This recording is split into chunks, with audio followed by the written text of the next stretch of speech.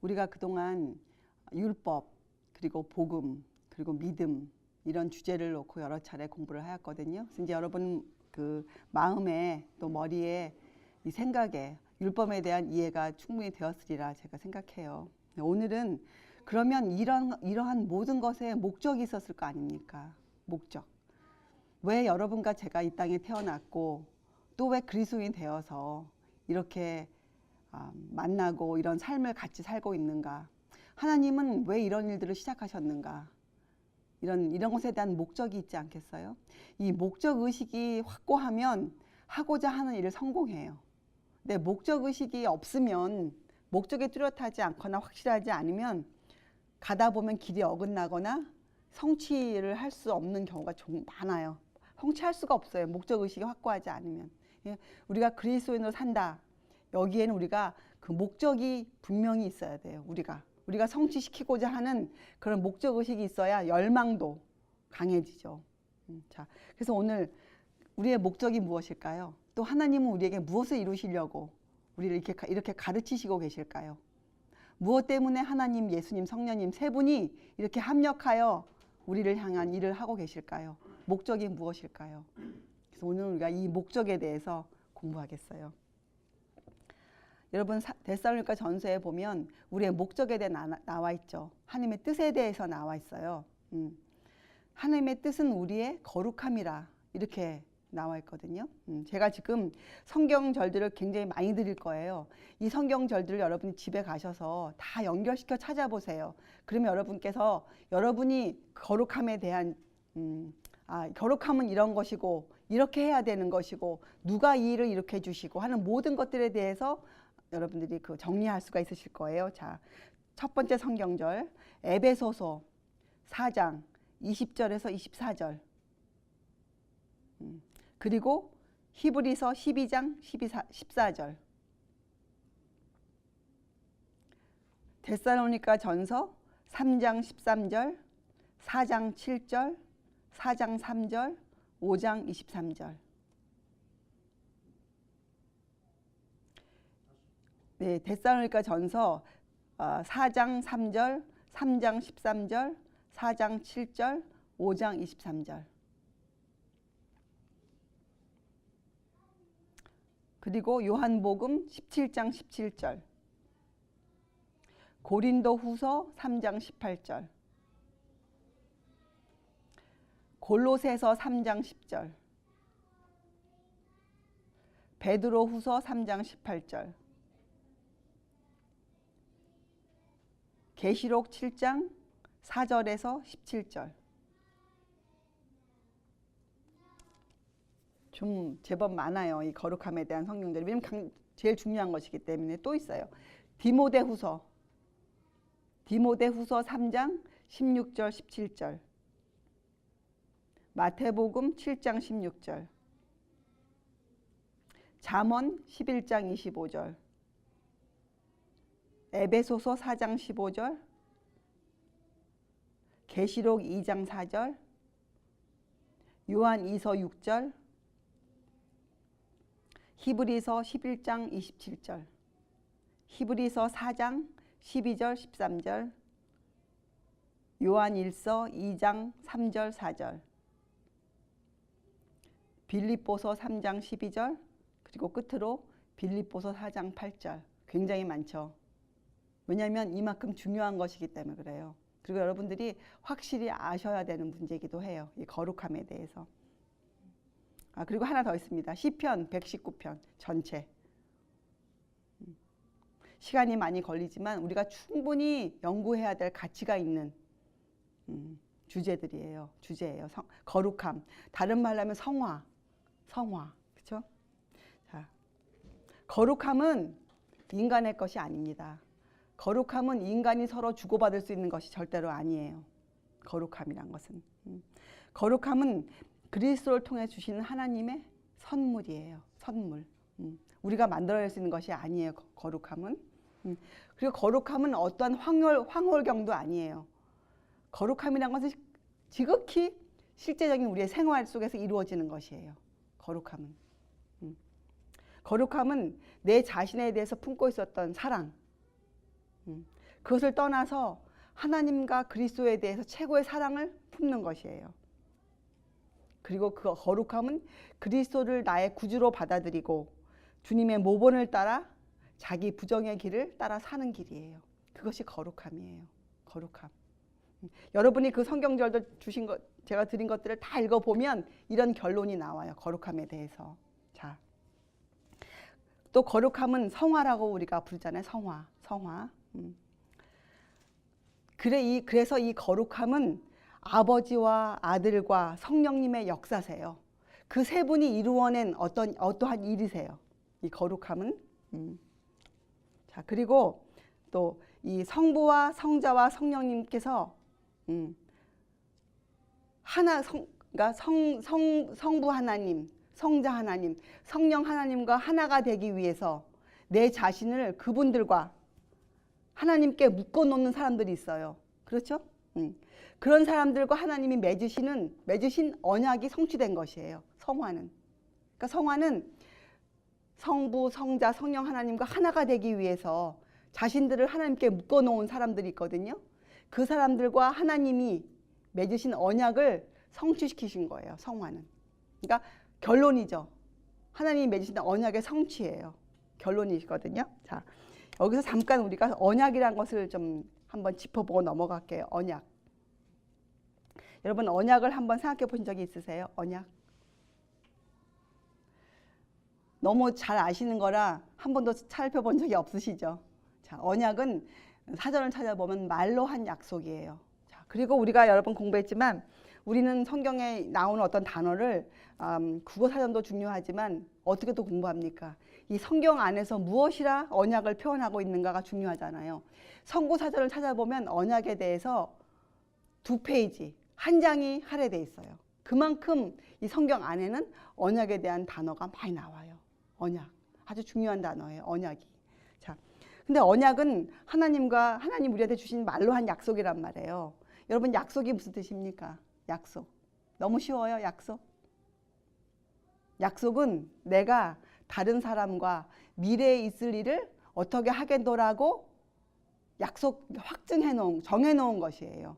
그것을 약속이라고 불러요. 참 구체적으로 우리가 이해해야 되겠죠. 약속은 내가 다른 사람과 미래에 있을 일을 어떻게 하겠노라고 정해놓은 것을 약속이라고 우리가 이렇게 불러요. 약속. 자, 그러니까 언약은 뭡니까? 하나님이 우리와 미래에 어떤 일을 하시겠다고 약속해 놓은 거란 말이죠. 그런데 이 언약, 약속이라는 단어에 따라오는 단어가 하나 있어요. 그것이 계약이에요. 계약. 그런데 제 자신도 계약 그러면 다른 건 하나도 안 떠오르고 뭐만 떠오르느냐, 이 우리가 어디 가서 무엇 산다든지, 특히 미국에서는 집을 산다든지 차를 산다든지 아니면 집을 렌트를 갈 때도 우리가 뭘 작성합니까? 계약서를 작성하잖아요. 그래서 제 머릿속에는 계약 그러면 그 계약서만 떠올랐어요. 항상. 그런데 제가 사전을 찾아보니 놀라웠게도 이 계약의 단어가 3가지로 나와 있더라고요. 첫째는 약속, 확정 이렇게 나와 있어요. 그 2번째는 이 법률적인 행위가 나와 있고, 3번째 이렇게 적혀 있어요. 국어사전에 하나님과 인간이 맺은 약속을 계약이라고 부른다. 이렇게 나와 있어요. 저 몰랐었어요. 그동안. 계약. 하나님이 우리들과 언약을 만드시고 그것을 계약서로 쓰셨어요. 그게 무엇인 줄 아세요? 계약서? 예, 그 계약서가 바로 십계명이에요. 십계명. 그래서 제가 또 이 언약을 성구사를 딱 찾아보니까 그 안에 어떤 말이 들어있냐면, 구약 시대에 하나님의 주신 그 돌판 십계명이 들어있었던 그 법궤를 뭐라고 불렀습니까? 언약궤라고 불렀어요. 언약궤. 예, 너무 이해가 되시죠? 그래서 하나님 우리와 그런 걸 계약을 지금 이행 중에 계신 거예요. 우리의 계약을. 예, 그래서 성화는 그런 계약이 다 이루어졌다는, 언약이 이루어졌다는 성취로 우리에게 이르러 오는 것이 성화예요. 성화. 하나님이 어떻게 우리와 약속을 하셨습니까? 그래서 언약이란, 하나님 하시는 언약은 쌍방이, 하나님과 우리 모두가 어떠한 조건들을 성취시켜야 하겠다고 계약서를 적은 거잖아요. 예, 조건들을 말하자면 십계명에 나와 있는 그 10계명은 어떠한 조건들이에요. 예, 하나님 이루어 가실 일에 있어서. 그래서 언약은 하나님 말씀 가운데 상세히 설명되어 있는 어떤 조건들을 하나님께서 이행하시겠다는 그러한 것으로 사람과 하나님이 계약을 맺으신 것이죠. 그것이 언약이에요. 언약, 하나님의 언약은. 그러니까 조건들이 있는데 우리가 이행하는 것이 아니고 하나님께서 그 조건들을 이행하시겠노라 이렇게 하셨어요. 근데 우리에게도 조건이 있을 거 아닙니까? 우리의 조건은 무엇이겠어요? 우리의 조건은 바로 우리는 그 뜻에 따라가는 것이에요. 무엇을 요구하시든지 하나님께서 하나님이 이행하시겠다고 하셨으니까 우리는 무조건 하나님께 굴복, 순종하는 것이죠. 우리에게 주어진 것은 그거 하나뿐이 없어요. 우리에게 주어진 것은. 그래서 우리에게 회개하고 거듭났다면 우리가 어떤 일에 협력해야 됩니까? 하나님께. 우리가 모르는 어떠한 일을 하는 것이 아니에요. 우리는. 전도도 우리가 모르는데 전도를 할 수 있습니까? 무조건 내 속에서 어떤 충동이 올라와 또 전도할 수 있는 게 아니에요. 이러한 일을 내가 구체적으로 알아야 돼요. 그리고 내가 하나님께 협력해 드리는 것이에요. 이 일의 성취에 대해서. 그것이 거룩함이고 성화예요. 참된 성화예요. 이 거룩함은 또 하나님께서 누구나 도달할 수 있도록 만들어 놓으셨어요. 누구나 도달할 수 있도록. 이제 여러분들이 어떤 주제를 하나 가지고 연구를 시작하시지 않습니까? 그 중에 하나 하실 수 있는 것 중에 하나가 바로 이 예정이에요. 예정. 미리 정하신. 하나님께서 미리 정하셨다는 단어들이 성경에 나오거든요. 근데 그것이 성경 안에서 어떻게 이해되어져야 하는지를 한번 연구해 보세요. 우리가 예정서에 틀렸습니다. 이렇게 사람들에게 가르칠 것이 아니에요. 왜 그 예정설이 아닌가를 우리가 논쟁으로 하지 않고 지금 세상이 가르치는 방법을 따라가면 논쟁을 해야 돼요. 사람들과. 그렇게 하지 않고 우리는 성경에서 하나님께서 예정을 어떻게 우리에게 이해시켜 주시는지 그것을 찾으세요. 그 사람들이 그것을 성령님의 감화로 그것을 알려주세요. 그것이 전도거든요. 자, 이 누구나 도달할 수 있다고 나와 있어요. 이 거룩함은 누구나. 하나님이 그렇게 하고자 하는 사람들에게는 우리의 손이 뻗치면 잡을 수 있는 곳에 이 거룩함의 비밀들을 다 갖다 놓으셨어요. 우리가 찾아내야 되죠. 찾아내야 돼요. 그래서 이 죄와 사단을 이기려고 애를 쓰는 투쟁하는 모든 영혼들에게는 위하여 하나님은 이 거룩한 능력을 이미 다 충만하게 신성의 충만함으로 다 준비해 놓고 계세요. 우리가 할 일은 뭡니까? 감추인 보화를 찾아야 돼요. 감추인 보화를 찾는 것처럼 일단 우리 마음에 뭐가 와야 되겠습니까? 그 보화의 가치를 우리가 알아야겠죠. 우리의 마음이 그 가치를 찾아내야겠죠. 그리고 우리가 그 보화를 실제적으로 찾아야 돼요. 우리가. 그러면 우리가 이 일의 성취에 합력하는 사람이 되는 것이죠. 자, 그래서 이 그리스도의 완전한 품성, 거룩함을 참으로 얻고자 하는 사람은 결코 자기들이 죄 없다 이런 생각을 갖고 있을 수가 없어요. 자, 왜 그런가 보세요. 다니엘과 요셉의 생애를 보십시오. 비난할 근거가 있었습니까? 그들을? 전혀 없었죠. 다니엘을 비난하기 위해서 똑똑한 사람들이 시간을 두고 찾았지만 그들이 한 가지도 찾을 수 없다고 성경에 나와 있어요. 요셉도 마찬가지였거든요. 그래서 이 참 그리스도인들에게는 비난할 여지가 없어요. 실제적으로. 그리고 그들이 받은 진리를 정말 살아있는 말씀으로 전하는 사람들임에 틀림이 없습니다. 그렇다고 해서 그들이 죄 없다고 다니엘이 그가 죄가 없다고 했습니까? 다니엘의 기도를 한번 보세요. 다니엘서 9장에 그가 어떠한 기도를 드렸는가? 그가 어떠한 입장에서 기도를 드렸는가? 그렇죠? 이렇기 때문에 하나님을 알면 알수록 또 그들이 하나님께 더 가까이 나아가면 나아갈수록 우리는 예수님의 거룩한 품성, 그 흠없는 품성을 더 뚜렷하게 볼 수뿐이 없어요. 그것을 보게 되면 우리는 무엇을 보게 됩니까? 우리 자신에게서. 우리의 죄됨을 더 정확하게 볼 수가 있어요. 우리의 결점들이 아주 세세한 먼지 같은 결점들까지도 떠올라요. 그래서 우리가 거룩함에 나아갈 수가 있는 거예요. 우리가 그렇기 때문에 완전함에 나아갈 수가 있는 것이에요. 그것들이 보이기 때문에. 또 그것들이 보임과 동시에 예수님은 우리에게 그것을 우리가 고칠 수 있는 힘, 우리에겐 전혀 없거든요. 그것을 고칠 수 있는 힘이. 그 우리의 마음을 변화시킬 수 있는 힘을 예수님이 우리에게 주시는 것이에요. 자, 그런데 이 일을 누가 하신다고 성경에 나와 있습니까? 이 일을. 이렇게 중요한 일을 하시려고 예수님이 승천하신 후에 제3위 되시는 성령님이 오신 것이에요. 성령님이 오신 이유는 딱 이 한 가지로 목적을 갖고 오셨어요. 예수님께서 많은 씨를 뿌리셨잖아요. 말씀의 씨를. 예, 그 일의 추수를 하시기 위해서 오신 분이 성령 하나님이세요. 제3위 되시는 성령 하나님. 자, 우리가 오후 시간에 이제 이 성령 하나님께서 공부하고, 자, 그래서 여러분 요한복음 17장 17절을 읽어보면, 아까 구절 제가 다 드렸어요.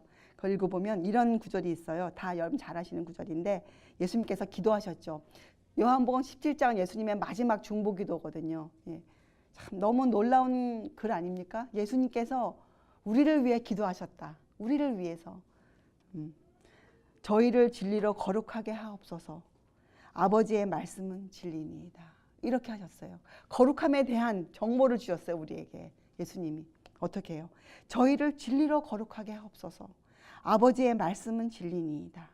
자, 여러분 그러면 이제 진리가 무엇인지 정리가 되시죠? 진리는 하나님의 말씀이세요.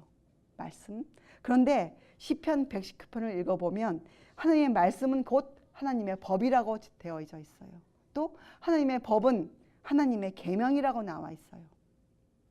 정리가 되는 거예요. 진리는 하나님의 말씀이고, 또 진리는 하나님의 계명이고, 진리는 하나님의 법이에요. 우리가 법과 계명 공부했잖아요. 지나간 시간에. 자, 그래서 진리는 결국 하나님의 율법이에요. 하나님의 법이에요. 법. 그렇기 때문에 우리가 심판대에 누구나 다 쓰지 않습니까? 심판대에 쓸 때 우리를 재어보는 그 표준이 바로 진리예요. 이 사람이 그리스도인으로서 하늘에 가기 합당합니까? 아닙니까를 재어보는 그 줄자가 바로 이 진리예요. 진리. 왜냐하면 진리는 곧 하나님의 법이기 때문에. 하나님의 법이기 때문에. 자, 우리가 거듭나서 진리를 받아들이잖아요. 받아들이면 우리는 끊임없는 확장을 할 수 있어요. 여러분이 생각하지 못한 발전을 우리가 할 수 있어요. 왜 그렇습니까? 진리는 하나님의 말씀이기 때문에 무엇을 갖고 있을까요? 진리가. 하나님의 말씀이기 때문에 창조의 능력을 갖고 있어요. 진리는. 진리에는 힘이 있어요. 우리를 변화시키는 힘이 있어요. 그래서 우리가 진리를 받아들이잖아요. 그럼 여러분과 제가 감히 상상도 하지 못했던 그런 놀라운 경지로 우리가 발전되어 가요. 우리가. 그것이 하나님의 약속이에요. 약속. 근데 방법이 나와 있어요. 또 연구를 해보면, 제가 드린 성경절들 다 연구해보면 방법이 나와 있는데, 방법은 뭐냐? 우리가 진리를 끊임없이 바라보아야 돼요. 우리가 예수님을 끊임없이 붙잡고 있어야 돼요. 우리가 그분을 사모해야 돼요. 그분을. 그리고 우리가 찾고 붙잡는 마음이 간절해야 돼요. 우리가 그분을 찾고 보화를 찾고 따르는 마음이 아주 간절해야 돼요. 그러면 어떻게 됩니까? 그 우리에게 온 진리의 높이와 넓이와 길이가 계속적으로 무한대로 커가는 거예요. 무한대로. 하나님이 그렇게 해주시겠다고 우리한테 약속을 하셨어요. 하나님께서. 구약에도 나오잖아요. 출애굽기에. 하나님이 그들을 야단치신 이유가 뭐라고 나옵니까? 그들에게 죄를 범하게 하지 않아서 그들로 하여금 거룩한 사람이 될지니, 그 거룩한 사람을 인해서 되어지게 하기 위해서 하나님이 그렇게 하셨거든요. 그래서 진리는 우리를 향상시켜줘요. 그 힘이 있어요. 진리는 우리를. 그래서 이 완전의 표준에 이렇게 해줍니다. 진리는. 진리에게는 능력이 있어요. 진리는 마음에 역사하신 하나님의 영이 우리를 성확해 하는 그 일을 할 수 있는 능력을 갖고 있어요. 진리는. 또 여러분 주신 성경절들 다 읽어보면 거룩함이란 하나님께 모두 다를 바치는 것이에요. 하나님께 우리 자신을 다 갖다 바치는 것이에요. 그게 실제적으로 무슨 말입니까? 우리를 바친다. 여러분 아시잖아요. 우리를 바친다는 것은 무슨 뜻이에요? 예, 우리의 영과 혼과 육을 주님께 굴복시키는 것이에요. 우리 영과 혼과 육을 어떻게 해요? 우리의 생각과 우리의 의지를 주님께 바치는 것이죠. 예수님 가르침 중에 어떤 것이 있습니까? 이것을 위해서 우리가 어떻게 하라고 그랬어요? 너희의 팔이 잘려가는 아픔이 있더라도 있잖아요. 너희 오른팔이 죄를 지었으면 그 팔을 잘라버려라. 이건 뭐예요? 그렇게 우리가 의지를 투쟁을 통해서 우리의 의지를 우리의 생각을 굴복시켜야 돼요. 우리가 영혼의 성화는 믿음으로 우리가 믿음으로 하는 거죠. 이런 것들은 믿음으로 은혜와 진리가 충만하신 그리스도를 확고부동하게 바라봄으로써 이루어지는 것이에요. 그래서 진리의 능력은 우리의 마음을 변화시키죠. 근데 이 우리의 마음을 변화시켜서 결국은 우리의 품성이 변화가 되는데 어느 한 변만 품성이 변화되는 것이 아니고 우리 전체가 변화되는 것이 우리 전체가. 그래서 그리스도의 우리가 바라본 그리스도의 모습과 그리스도의 말과 행동이 어떻게 돼요? 사모하기 때문에 우리의 삶 가운데서도 그것이 드러나는 것이죠. 그래서 우리를 증인이라고 부르는 거예요. 증인. 우리들을 증인. 예수님을 증거하기 때문에 우리가 증인이 되는 것이에요. 증인. 그래서 사실은 이것은 다른 말로 하면 우리가 새로운 본성을 나누어 받는 것이에요. 새로운 본성. 우리의 것이 아닌 것. 우리가 지금 갖고 있는 것이 변화되지만 이것을 예수님은 창조의 능력이기 때문에 이 진리는 창조의 능력. 새로운 것으로 바꿔주는 거예요. 우리를. 새로운 것으로. 너무 아름답죠. 이 일을 위해서요. 이 일을 위해서 성부 하나님, 성자 하나님, 성령 하나님께서 아주 아름답고 좋아있고 간결하게 세 분이 합력하여 일을 하고 계세요. 이것이 바로 구원의 계획이거든요. 아주 단순한 것이에요. 간결하고. 여러분이 애매모호해서 이해할 수 없다가 아니라 너무나 분명하게 이해할 수 있는 것들이에요. 이것을 믿음의 조상들은 이것을 과학이다 이렇게 불렀어요. 과학. 사실은 우리가 과학을 이해할 때 여기에서 근거를 두고 과학을 이해하면 우리가 하나님이 세상을 어떻게 창조하셨는지를 우리가 알게 될 수가 있죠. 창조를 이해할 수가 있는 창조. 여러분, 우리가 거듭나서도 이 주님의 형상을 쫓아 의와 참된 거룩함으로 성장하는 일을 만약에 우리가 하고 있지 않다. 그것이 멈추어 섰다. 이거는 굉장히 위험한 것이에요. 이러한 사람이 얘가 히브리서 6장에 나와 있죠. 거룩함을 맛보았다가 뒤로 돌아간 자들의 이해가 나와 있잖아요. 그렇죠? 이거는 굉장히 위험한 것이에요. 이것은 절대 일어나서는 안 되는 일이에요. 여러분, 우리가 만약에 우리의 성장이 일어나지 않거나 이것이 멈춰 있잖아요. 그러면 이러한 징후가 이러한 증세가 나타나요. 어떤 거냐? 마음에 이 새로운 본성을 받아야 되는데 계속적으로 우리가 주님의 본성을 그래서 우리가 성령의 침례를 매일 받아야 되잖아요. 매일매일. 근데 그것이 안 되면 우리 마음에 원래 갖고 있었던 우리 마음 뭐예요? 변덕스러운 마음, 원래 있었던 마음, 그 이중성이 드러나요. 마음의 이중성이. 그러면서 어떤 증세가 보이느냐? 눈으로 보이는 증세는 뭐냐? 생활의 이중성이 드러나요. 말은 이렇게 하고 사는데 내 실제 생활은 못 미쳐 사는 것이죠. 그건 생활의 이중성이에요. 그게 드러나기 시작해요. 그때는 얼른 알아차려야 돼요. 감각이 깨어나야 돼요. 그때 주님께 얼른 돌아가야 돼요. 그때 계시록에 나오죠.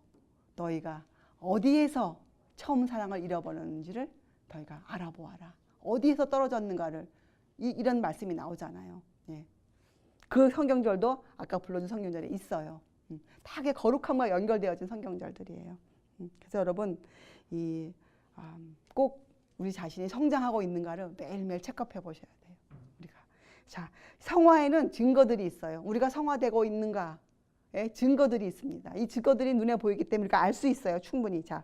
우리가 성화되고 있다면, 우리가 참된 성화를 이루어가고 있다면 우리는 하나님의 모든 계명을 양심적으로 존중하고 있을 것이에요.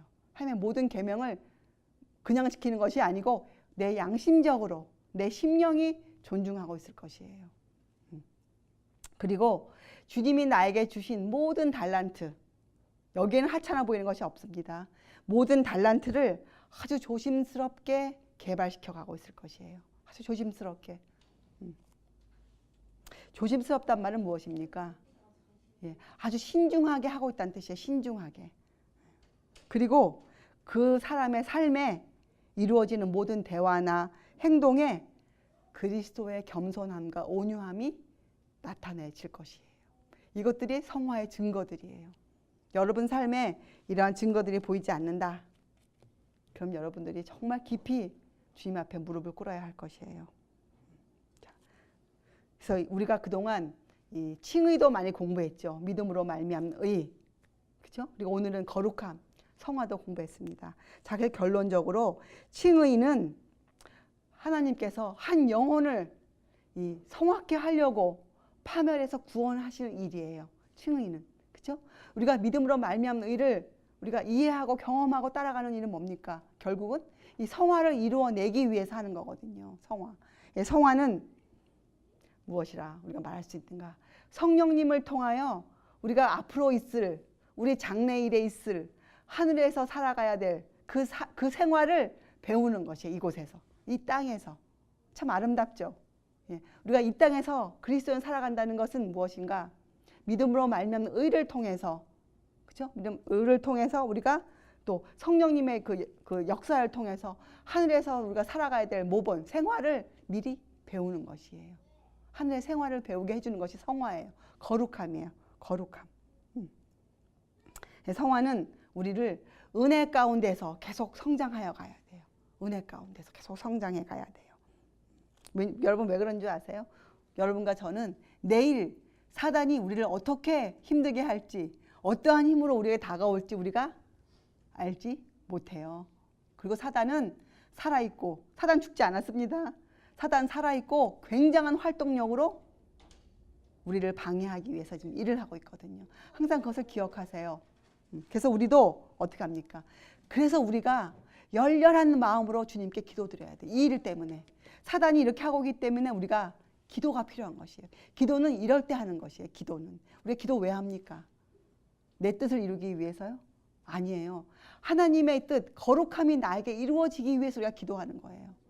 사단의 방해를, 사단의 그 힘을 차단시켜달라고 우리가 주님께 간구드리는 거예요. 내가 그 일을 이루어낼 수 있도록 우리가 주님께 간구하는 것이 기도예요. 기도. 기도는 우리가 얼마만큼 부르짖어야 됩니까?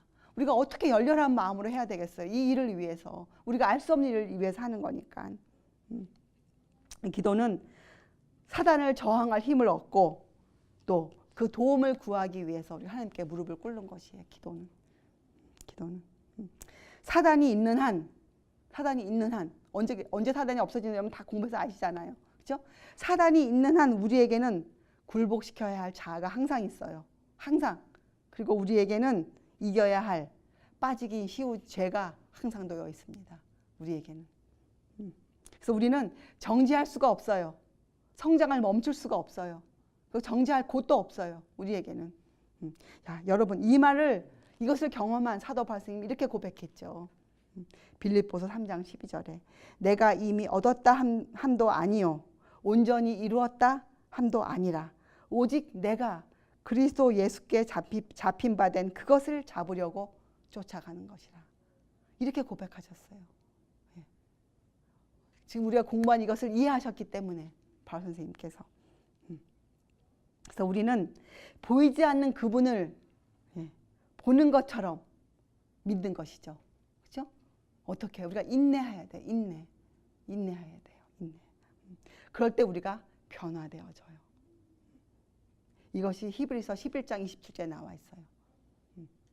하나님을 보이지 않는 그분을 보는 것처럼 하여 인내하여 믿음의 선배들이 살았다고. 여러분 히브리서 11장이 어떤 장입니까? 우리 믿음의 선배들의 장이잖아요. 그렇죠? 근데 이 영적 성장을 위해서 주님에게 주신 그 팁이 있어요. 비결이 있어요. 어떻게 하면 영적 성장에 우리가 좀 빨리 갈 수 있다. 여러분 우리가 씨 뿌릴 때 씨만 뿌리고 가만히 있지 않잖아요. 그렇죠? 우리가 그 빨리 자라게 하기 위해서 모든 노력을 다하지 않습니까? 주님도 그렇게 하셨어요. 비결을 주셨는데 그것은 뭐냐면 나눔의 법칙이에요. 나눔의 법칙. 남을 윤택하게 하면 나도 윤택해지는 것. 나눔의 법칙인데 이것도 길어지거든요. 성경절 아까 제가 드렸어요. 여러분들이 한번 공부해 보세요. 여러분들이 연구해서 이 나눔의 법칙이 왜 영적 성장의 비결인가? 이것도 한번 알아보세요. 우리가 남을 도와주는 것. 그래서 예수님은 우리에게 무슨 모범을 주셨습니까? 선한 사마리아인의 이야기를 주셨어요. 봉사 사업을 주셨어요. 왜? 그것을 하면 우리가 성장해요. 빨리 자라가요. 우리 아까 부른 찬송에도 있었어요. 남을 도와주면 그래서 우리가 우리의 그런 것도 잊어버려요. 그래서 이 영적 성장의 비결은 나눔의 법칙이에요. 자비에 예수님의 자비가 계속적으로 흘러갈 수 있도록 하는 것.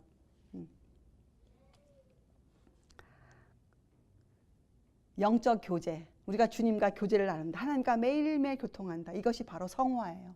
성화.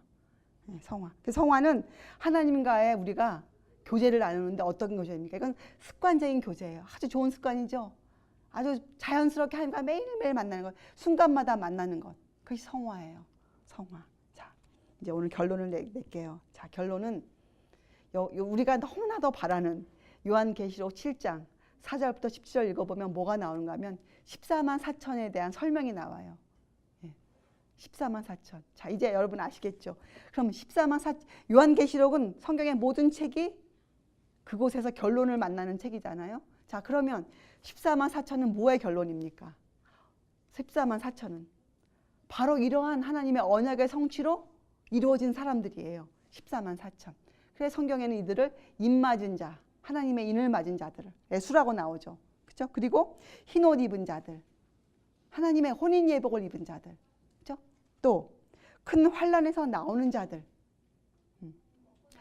환란은 우리가 개국 이래로 없는 환란을 기다리고 있지만 또 사실 환란이라 부를 수 있는 게 뭡니까? 여러분과 제가 매일의 생애 가운데서 하나님의 사람으로 살기 위해서 우리가 영적으로, 혼적으로 우리가 육체적으로 투쟁하는 게 있잖아요. 투쟁. 그것도 환란이에요. 소환란. 작은 환란이죠. 여기서 이겨내야 우리가 큰 환란을 이겨낼 수가 있어요. 자, 그리고 그들을 어린 양의 피에 그 옷을 씻어 희게 한 자들. 이렇게 14만 4천은 결론을 내고 있거든요, 여러분. 그래서 하나님의 뜻은 여러분과 저의 거룩함이에요. 그리고 우리가 이 언약의 성취를 하는 일에 우리가 하나님께 협력해 드려야 될 의무를 갖고 있어요. 의무를. 자, 지금까지 공부한 것이 거룩함이에요. 거룩함. 거룩함은 어떠한 특별한 어떠한 일이 아니에요. 거룩함은 어떤 특별한 사람들만이 할 수 있는 일이 아니에요. 거룩함은 설교단에서 행해질 수 있는 일이 절대로 아니에요. 거룩함은 여러분과 제가 사는 삶 가운데서 실제적으로 이루어져야 돼요. 실제적으로 우리가 성취시켜야 되는 것이에요. 그래서 예수님이 이 땅에 인성으로 오셨어요. 그 거룩함의 모본을 우리에게 주시기 위해서. 그래서 여러분, 이제 여러분과 저는 충분히 거룩한 사람이 될 수 있습니다. 하나님이 그 모든 능력을 우리 손에 놓아주셨어요. 우리가 할 일은 뭐예요? 순종을 택하는 것이에요. 어떠한 경우에도 하나님의 말씀에 우리가 순종하는 것. 그것만이 우리가 해야 되는 큰 일이죠. 이 일을 위해서 우리 열심히 투쟁하시기 바랍니다. 기도하시겠어요? 하늘에 계신 우리들의 자비하신 아버지시여, 저희가 아버지의 자녀가 되기를 원합니다. 아버지께서 자녀가 되는 권세를 주신다고 하셨습니다. 저희가 그 권세의 힘으로 주님께 다가가기를 원합니다. 아버지, 저희들에게 성령의 충만함을 허락하여 주셔서 저희가 온 세상에 주의 증인이 될 수 있도록 저희들을 인도하여 주시옵소서. 감사드리오며 귀하신 예수 그리스도의 이름으로 아버지께 간절히 기도드리옵나이다. 아멘.